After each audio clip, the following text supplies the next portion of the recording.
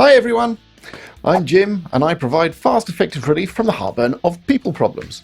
Today I'm talking about equal opportunities. For decades now, employers have been saying we are equal opportunities employers. You'll find that statement all over the place. You'll find it in job adverts, on websites, on their literature. You'll see it pop up everywhere. But how successful have we actually been at making sure that there are equal opportunities?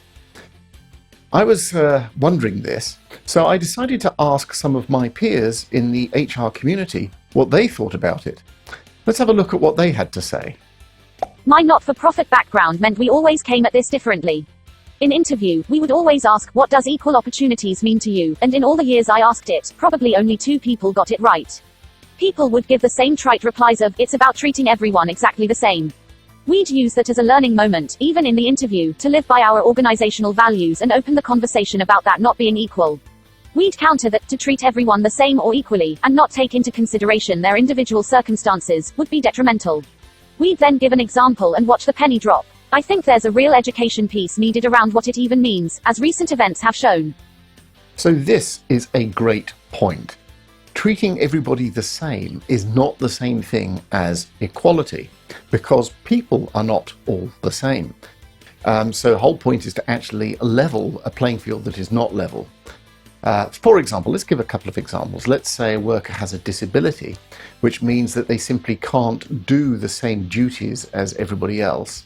And therefore, treating them exactly the same by requiring them to do the same duties as everybody else would not be taking into account their disadvantage, and therefore that would not be treating them equally. It's an uneven playing field. To give another example, what if somebody is on maternity, and that means they're going to be out of the office for a while, and if you're going to treat them the same as everybody else and hold them accountable for delivering the same amount of work as everybody else, well, that wouldn't be fair, because it doesn't take into account the fact that they have been on maternity leave, which, by the way, is a protected characteristic if you're on maternity.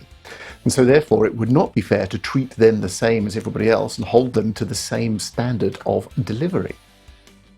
Let's see another comment. Organizations that are very keen for you to know they do this, policies etc., usually don't, in my opinion. An elaborate policy and process being easier than giving into unconscious bias, every time. Public sector particularly bad at this, and union involvement made it even more long-winded and complex. Okay, so it's one thing to say you're going to do something, but you have to make sure you're actually doing it in practice. And I think this is something I was referring to right at the start of this video. We've all been saying we're equal opportunities employers, etc., etc. You know, we're very good at repeating the mantra, but how good are we at actually putting it into practice? And sometimes you have to drive change within an organization to realize these equal opportunities. And that change has to go through a change management process. And as Ruth says, sometimes you can hit some resistance with that. Okay, what else do my peers have to say? I've taken the opposite angle with my husband's company, where we say the only thing we will discriminate on is ability, and we will embrace everything else that makes you the person you are.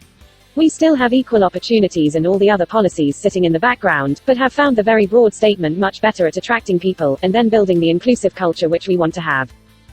Okay, well, it's definitely easier to build an inclusive culture from the ground up, right from the beginning, from when you initially start.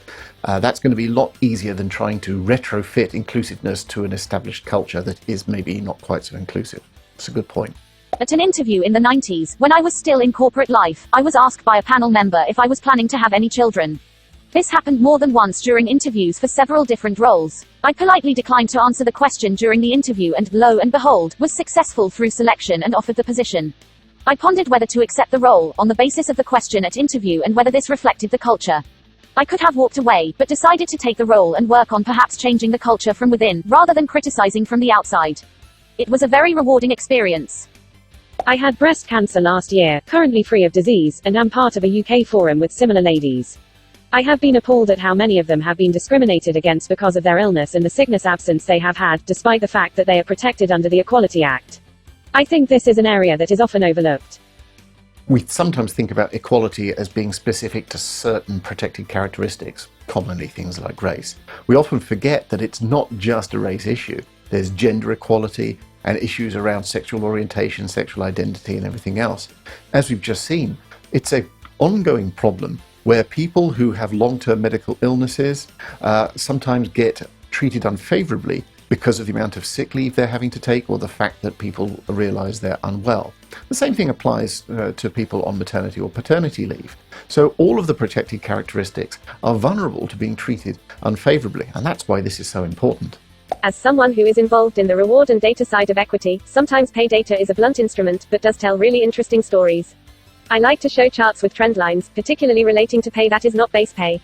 Allowances, benefits, bonuses, pensions, etc. I think one issue is speed, as a lot of the initiatives want results now, when some of the more structural ones take time. Promotion and recruitment stats are a good place to start. No hire or promotion unless there is a balanced shortlist, that sort of thing. Team stats, so that companies can start hiring for the team. So, as a data nut, measure everything and see what you find.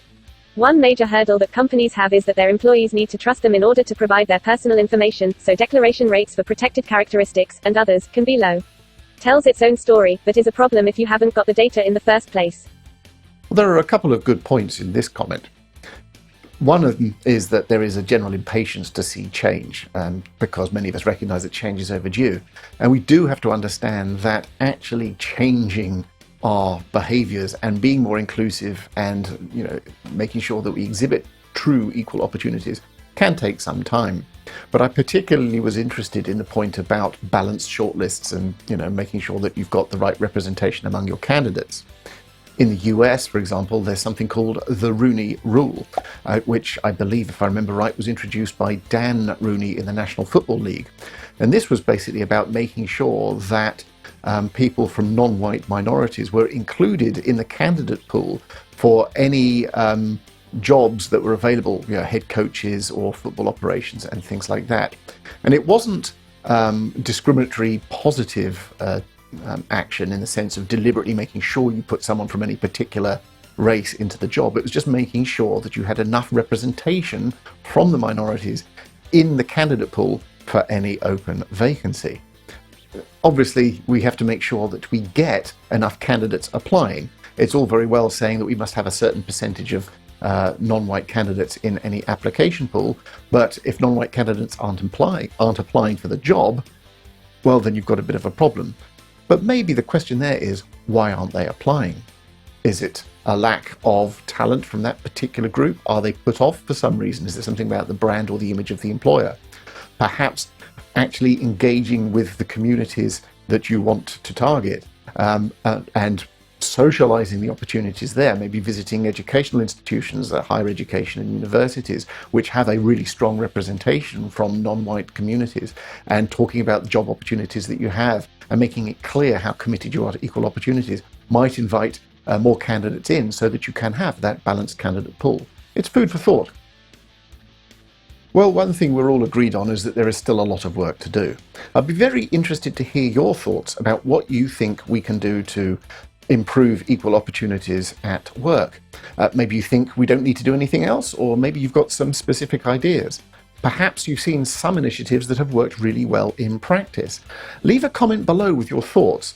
And as ever, if you like the video, please like and please do subscribe, because not only will you get more of this content, you'll be helping me out. Likewise, if you didn't like it, feel free to hit the dislike button. I treat likes and dislikes equally. And I hope you've all been well, whether you like the video or not, and that you've been coping with the hot weather. So take care of yourselves, and I'll catch up with you again soon.